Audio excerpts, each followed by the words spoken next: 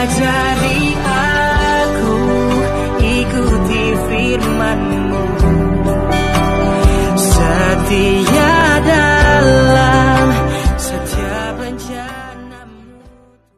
Di nama Tuhan kita mengucap syukur ya, bahwa Tuhan masih memberikan kesempatan bagi kita. Tuhan selalu baik, amin. Tuhan itu baik, saudara. Rasanya saya katakan Tuhan tidak ada kata yang kayaknya sanggup untuk diungkapkan kepada Tuhan ya, karena kebaikannya kita ada. Akhir-akhir ini kalau saya doa saya gini, Tuhan, dulu aku tidak tahu apa-apa, tapi sekarang Tuhan, Engkau membuat semuanya seperti ini. Saya cuma satu bersyukur, untung aku mau. Ya, waktu Tuhan tangkap saya, untung aku mau. Itu saja ya. Kalau tidak, apa jadinya? Karena apa, saudara? Kita tidak bisa mengabaikan keselamatan yang dari Tuhan. Kita tidak bisa mengabaikan firman Tuhan. Kita tidak bisa masa bodoh dengan kebaikan Tuhan. Saudara, kesempatan Tuhan berikan, mari kita ambil kesempatan itu.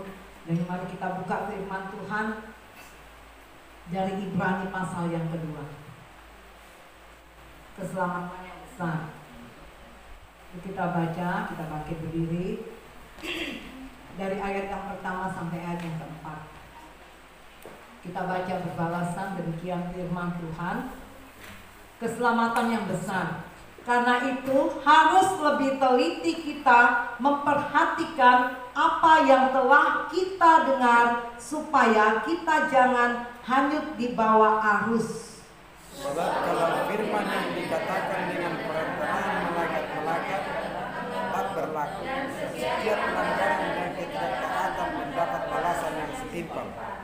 Bagaimanakah kita akan luput jikalau kita menyia-nyiakan keselamatan yang sebesar itu, yang mula-mula diberitakan oleh Tuhan dan oleh mereka yang telah mendengarnya kepada kita dengan cara yang dapat dipercayai, sedangkan Allah meneguhkan kesaksian mereka oleh tanda-tanda dan mukjizat-mukjizat, dan oleh berbagai pernyataan kekuasaan dan karunia Roh yang tidak dibagikannya menurut kehendak. Baik, puji Tuhan, silakan duduk saudara kasih dalam Tuhan. Saudara, di sini penekanan Paulus kepada jemaat di Ibrani ya, dikatakan karena itu harus lebih teliti kita memperhatikan apa yang telah kita dengar. Saudara, apa yang telah kita dengar, saudara? Yang telah kita dengar adalah kebenaran firman Tuhan. Yang telah kita dengar adalah tentang keselamatan. Yang kita dengar tentang kebaikan-kebaikan Tuhan yang terjadi dalam kehidupan kita, yang selalu Tuhan berikan setiap saat ya. Kita harus lebih teliti, dikatakan. Kenapa ada kata harus lebih teliti apa yang sudah kita dengar, supaya kita tidak hanyut di bawah arus. Arus apa, saudara? Arus dunia. Arus dunia ini begitu jahat, bisa memisahkan kasih Kristus dengan kita, dengan manusia. Ini yang Tuhan tidak ingin kita terlepas dari kasih-Nya. Makanya diberikan firman-Nya kepada kita untuk kita lebih teliti lagi apa yang kita sudah dengar, supaya kita hati-hati dan kita pelihara. Jangan sampai datang siapa? Si pencuri untuk merebut firman yang kita sudah dengar. Kita nggak dengar gosip, tapi kita dengar firman. Amin. Kita dengarkan firman Tuhan. Ya, kita harus lebih teliti memperhatikan apa yang kita dengar, yaitu firman Tuhan. Firman itu hidup ya, kenapa? Firman itu hidup dan kekal. Dan firman itulah yang akan membawa kita kepada kehidupan yang kekal. Jadi kita harus lebih teliti, dikatakan ya, firman itu hidup dan kekal. Jika firman itu kita baca, kita renungkan, kita mengerti dan kita lakukan, maka firman itu menghidupi kita. Dan ini yang akan membawa kita kepada perubahan-perubahan. Kalau bukan firman, kita tidak akan pernah berubah. Dan firman Tuhan yang akan mengubahkan kita dari yang lebih baik dan menjadi semakin baik. Ya, dari yang baik, dari yang lebih baik menjadi semakin baik lagi. Itulah firman yang mengubahkan. Oleh sebab itu, jangan pernah abaikan firman Tuhan. Jangan pernah anggap enteng dengan firman Tuhan. Jika kita menganggap enteng dengan firman Tuhan, maka kita mengabaikan keselamatan yang besar yang Tuhan sudah berikan. Hidup ini seberapa sih mampu kita? Hidup ini seberapa kuat sih kita? Hidup ini seberapa lama sih kita jalani?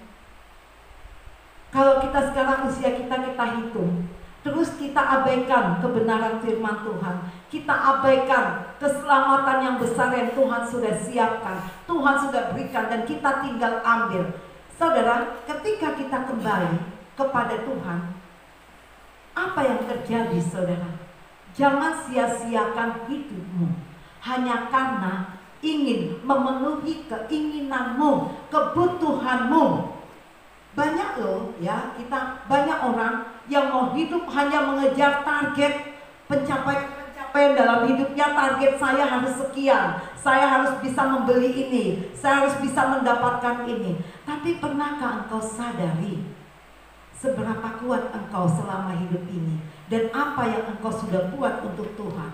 Saudara, kita bukan hanya menjadi pemeluk agama dunia. Agama ini dunia ya, di dunia.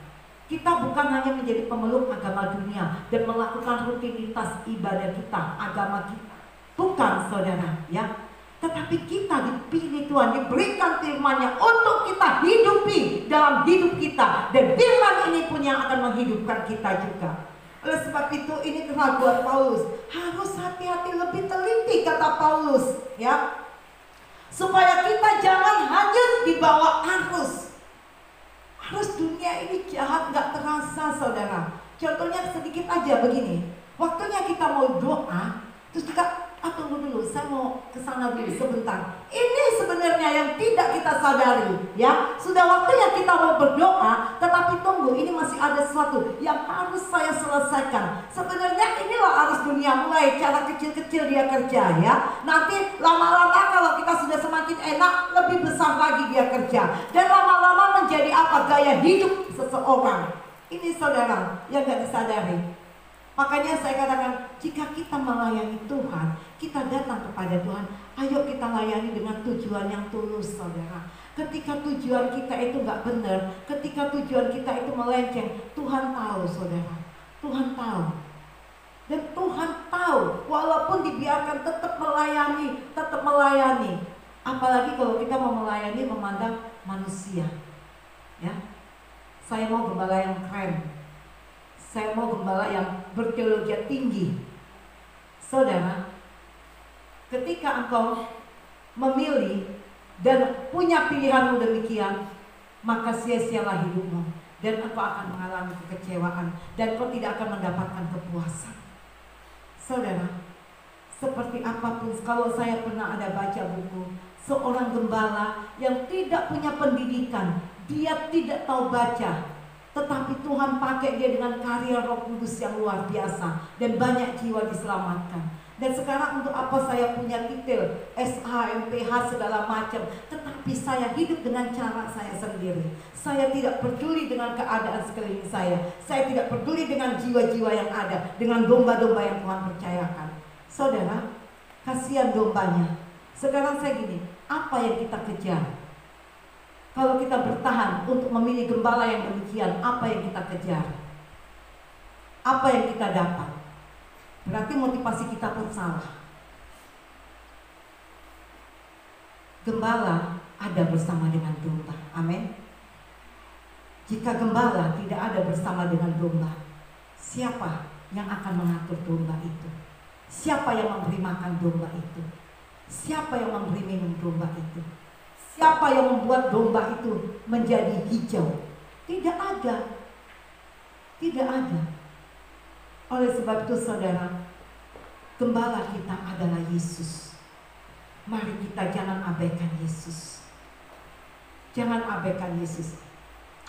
Saudara katakan, sebab kalau firman yang dikatakan dengan perantaraan malaikat-malaikat tetap berlaku, dan setiap pelanggaran dan ketidaktaatan mendapat balasan yang setimpal. Saudara, firman itu tidak berubah dahulu, sekarang, dan sampai selamanya. Tidak akan berubah. Apa yang sudah difirmankan Tuhan untuk bangsa Israel 2000 tahun yang lalu, firman kita. Dan berarti Tuhan tidak memandang muka ketika Dia memberikan firman-Nya, kebaikannya kepada kita. Dan Tuhan juga tidak memandang muka ketika Dia juga menurunkan penghukumannya untuk orang yang tidak setia. Berarti sama saja. Hukuman yang sudah Tuhan tetapkan untuk orang pemberontak 2000 tahun yang lalu dan untuk sampai saat ini sama saja. Tetap berlaku penghukumannya, tetap berlaku kuasa firman-Nya. Jadi ayat yang ketiga, bagaimanakah kita akan luput jikalau kita menyia-nyiakan keselamatan yang besar itu? Bagaimana kita akan terluput ketika kita menyia-nyiakan keselamatan yang besar yang Tuhan sudah siapkan pada kita? Karena firman tidak berubah, dahulu, sekarang, dan selamanya. Siapa yang berani mengatakan firman itu ya itu dulu untuk bangsa Israel, bukan untuk kita? Dengar baik, firman Tuhan yang untuk bangsa Israel itu juga yang untuk kita sekarang. Tidak berubah. Oleh sebab itu Tuhan adil, Tuhan baik, Tuhan tetap setia. Tetapi ingat, jangan hanya katakan Tuhan baik dan Tuhan setia, tetapi Tuhan juga punya suatu komitmen. Ada penghukuman yang sama juga untuk orang yang mengabaikan keselamatan. Saudara, hargai keselamatan yang Tuhan sudah berikan. Hargai, saudara. Makanya dikatakan hati-hati, lebih teliti lagi. Kenapa, saudara? Begini, saudara. Pernahkah kita bertanya atau berpikir atau berkata dalam hati, siapakah kita dulu dan siapa kita sekarang? Pernahkah kita berpikir sampai demikian? Siapa kita dulu dan siapa kita sekarang? Dulu kita dalam kegelapan, tetapi Allah membawa kita keluar dari kegelapan kepada terangnya yang ajaib. Dan kita menjadi milik Kristus setelah kita ditebus oleh Kristus. Coba kalau kita pernah berpikir, saya dulu begini, tapi sekarang begini. Itu karena apa? Karena firman. Amin, saudara. Karena firman, saudara. Jadi gak ada orang yang bisa mengabaikan firman tapi masuk tujuannya ke surga. Orang mengabaikan firman tetapi bilang, saya nanti kalau mati masuk surga. Loh, firman Tuhan diabaikan tapi tujuannya mau ke surga. Dari mana jalannya? Melalui firman. Makanya kita gak bisa bangga kalau kita sudah hanya ibadah, kita jadi orang Kristen. Kita bukan pemeluk agama dunia ini dan untuk melakukan rutinitas agama di dunia ini, tetapi kita melakukan firman Tuhan. Makanya ketika kita membaca firman Tuhan, bukan untuk dibaca, dihafalin dan diperkatakan untuk menantang orang, tetapi baca firman itu, renungkan dan mengerti sehingga engkau melakukannya. Kalau kita hanya membaca dan dihafal terus untuk mencela orang lain, tidak bedanya kita ini seperti orang Farisi. Tidak beda, sama orang Farisi kan cuma tahu, tapi tidak pernah mau melakukan. Dia hafal semua, di mana ini tertulis di mana, hafal, tetapi nggak bisa melakukan. Inilah orang Farisi. Jadi jangan kita menjadi orang Farisi yang cuma tahu baca firman, tapi lebih teliti lagi dengan apa yang sudah kamu dengar, apa yang kamu dengar, yaitu firman Tuhan. Mulai renungkan, mulai engkau mengerti, supaya engkau melakukan. Orang nggak mengerti firman Tuhan, saudara, dia nggak akan pernah bisa melakukan firman Tuhan. Tidak akan bisa. Dan tidak akan pernah berpikir, saya dulu siapa dan sekarang siapa. Coba kalau kita pikir, dulu kita itu siapa dan sekarang ini kita siapa. Dulu dalam kegelapan, sekarang dalam terang. Setelah kita di dalam terang, untuk apa? Untuk juga membawa terang ini kepada yang lain. Imamat yang rajani. Karena kita dipilih oleh Allah. Sebab saudara kasih dalam Tuhan, terima firman Tuhan dengan apa? Dengan kerelaan hati. Jangan menolak, jangan terpaksa, saudara. Terima firman Tuhan dengan kerelaan hati. Saudara, Paulus dengan Silas pernah bersaksi dalam Kisah 11, kita buka ya. Kisah 17.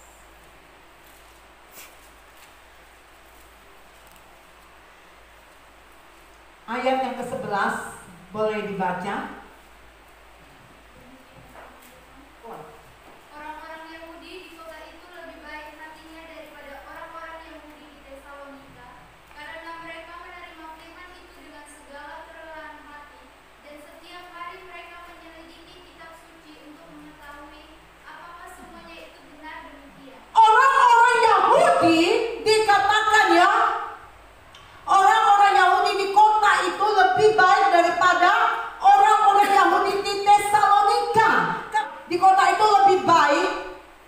Berea lebih baik daripada orang-orang Yahudi di Tesalonika. Ini sama-sama orang Kristen loh. Tetapi ada yang rela menerima, tetapi ada juga yang tidak rela menerima firman Tuhan. Sehingga apa? Menolak dan memberontak. Saudara, saya kasih tahu, kita ini siapa? Terus kita menolak firman Tuhan. Firman Tuhan itu Tuhan sendiri. Pada mulanya adalah firman dikatakan. Dan firman itu, saudara, bersama-sama dengan Allah ya. Dan firman itu adalah Allah sendiri. Saudara, ketika kita menolak firman Tuhan, terus siapa lagi yang kita percayai? Siapa yang bisa menyelamatkan kita lagi? Kalau firman Tuhan saja kita sudah tolak, siapa yang bisa menyelamatkan kita? Gak ada, saudara. Jadi orang yang menolak firman Tuhan sesungguhnya dia sudah ada di luar. Dia gak mendapat bagian dalam keselamatan yang besar yang Tuhan sudah siapkan. Ada yang menolak Paulus ternyata. Dan kalau kita ditolak sekarang memberitakan firman Tuhan, itu sah-sah saja. Karena Paulus saja rasul yang begitu besar ditolak juga sama orang-orang Yahudi. Orang yang tahu firman menolak firman. Ini saudara. Jadi saya katakan firman bukan hanya untuk diucapkan, tapi terutama untuk direnungkan, dimengerti dan dilakukan.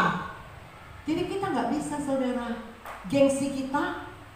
Karena kita gengsi, sehingga kita menolak firman Tuhan. Kita tidak bisa ditegur oleh firman Tuhan. Dengar saudara, kita ini hanya debu, hanya tanah, hanya rumput, hanya uap.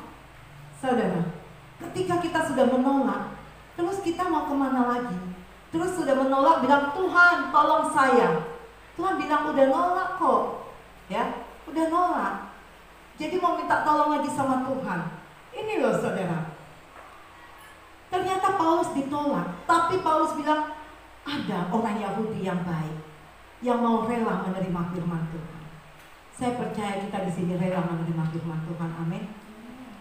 Relakan hatimu untuk menerima firman Tuhan.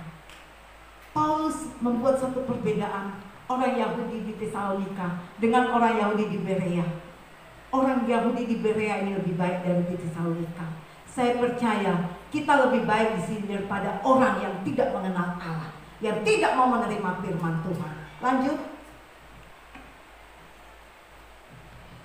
Banyak di antara mereka yang menjadi percaya, juga tidak sedikit di antara perempuan-perempuan terkemuka dan laki-laki Yunani. Banyak orang yang percaya, perempuan dan laki-laki, karena pemberitaan Paulus. Mereka percaya dengan rela, tidak dengan dipaksa, tidak dengan gengsinya mempertahankan harga diri. Enak sekali, tidak begitu. Tetapi mereka dengan rendah hati terima firman Tuhan dengan rela, supaya ada satu kerendahan hati di hadapan Tuhan. Kalau kita nggak rela terima firman, saudara, kita nggak ada roh kerendahan. Kesombongan saja yang ada, saudara. Orang sombong orang yang paling dimusuhi Tuhan, ya. Orang sombong orang yang ditentang oleh Tuhan.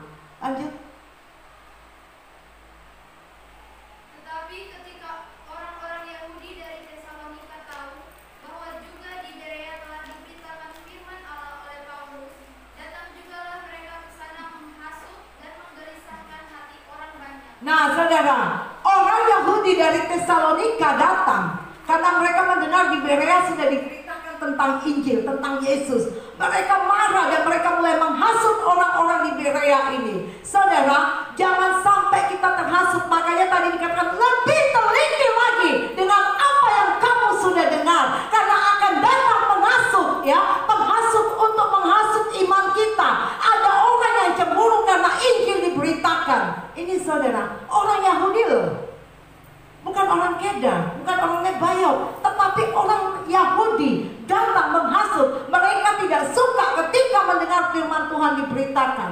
Mereka tidak ingin Yesus disembah. Makanya diingatkan dari ayat pertama, lebih teliti lagi dengan apa yang kamu sudah dengar. Apa yang kamu dengar simpan, biar bertumbuh dalam kehidupanmu, saudara. Hidup ini terus maju, saudara, ya, tidak mundur ke belakang. Karena kita sudah dipilih menjadi imamat yang rajani. Untuk apa kita dipilih? Untuk kita lagi memberitakan firman Tuhan melalui kesaksian hidup kita. Oleh sebab, saudara, banyak orang sedang menyelidiki apa? Perkembangan dunia ini. Diselidiki bagaimana perkembangan dunia ini. Tapi pernahkah Orang menyelidiki bagaimana Injil sebenarnya, harus diberitakan bagaimana rahasia Injil ini. Ini saudara, mungkin orang lebih tertarik menggali keadaan dunia ini daripada menggali keadaan firman Tuhan. Saudara, orang lebih tertarik dengan apa?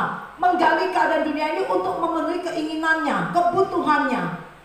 Saudara, kita tidak salah kalau kita punya target.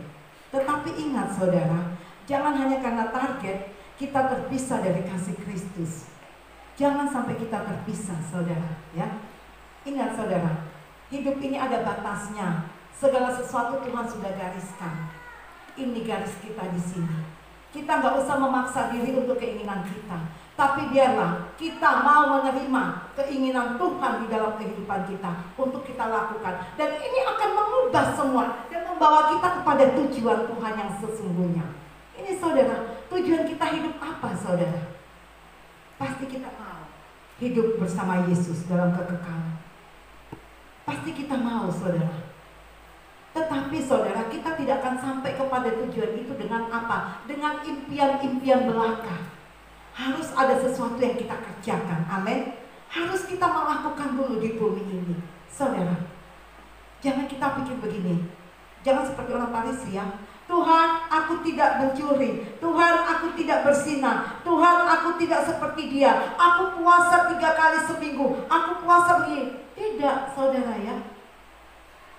Justru ketika kita tahu kita ini siapa, maka kita bawa kebenaran itu kepada dia. Kita bawa. Jangan tutup dirimu dan mulai engkau menghitung-hitung dalam hatimu, mulai menuding-nuding orang, dia itu begini, dia itu salah, dia itu salah. Jangan. Tetapi bagaimana hal itu ada terjadi, bawa kepada seseorang apa yang ada padamu, yang engkau sudah dengar, maka orang lain pun akan diselamatkan. Karena apa? Karena engkaulah imamat rajani yang sudah dipilih dan ditetapkan dari semula oleh Allah di dalam nama Yesus Kristus. Ini saudara. Dan kita tahu apa tujuan hidup kita. Sampai ternyata ada orang Yahudi sendiri yang menolak pelayanan Paulus. Kalau kita ditolak mah gak diakui, dipandang sebelah mata, saya pikir itu wajar-wajar aja untuk seorang hamba Tuhan ya. Seorang hamba Tuhan harus bisa berbesar hati. Meskipun sepertinya dilecehkan dengan hamba Tuhanku di sana lebih keren, kamu kampungan. Enggak apa-apa, sah-sah aja saudara. Hitungan kita, nilai kita bukan manusia yang menilai. Walaupun saya di sini, tapi catatan saya ada di surga. Catatan saudara ada di surga. Ya, jadi surga yang mencatat kita saudara. Ya mungkin kita pengennya pilih yang keren ya, yang heboh, yang lebih mantap menurut ukuran dunia. Tapi belum tentu ukuran Tuhan ya. Belum tentu ukuran Tuhan. Jadi saudara, terima apa yang Tuhan sudah tetapkan dalam hidupmu. Jangan melebihi dengan caramu sendiri, sehingga engkau mengesampingkan keselamatanmu dan mendahulukan keinginan hatimu. Ini saudara, ikut Tuhan ini ternyata ribet ya. Enggak juga ya. Yang penting hati kita rela saudara. Hati kita rela menerima di mana engkau ditempatkan Tuhan. Terima penempatan Tuhan itu. Jangan bilang Tuhan suruh saya di sini, tapi saya pergi ke sana. Itu sudah gak mungkin. Ya, kalau saya mau, ketika saya kuliah, saya tetap ditahan di Jakarta. Tapi saya katakan tempat saya bukan di Jakarta ini. Saya harus kembali ke Papua. Tapi saya katakan tempat saya di Papua. Dan saya tahu. Dan memang inilah yang Tuhan tempatkan. Jadi kalau saya harus lebih pilih yang mantap di mata dunia, ya gak akan pernah saya menjadi bertumbuh. Tetapi saya akan menjadi kerdil dengan pemikiran-pemikiran saya. Tuhan gak akan pernah mengembangkan apa yang ada pada saya. Karena pemberitaan Injil bagi orang-orang yang ditetapkan Allah itu disertai dengan apa? Tanda-tanda yang ajaib. Karena ada karya Roh Kudus di dalamnya.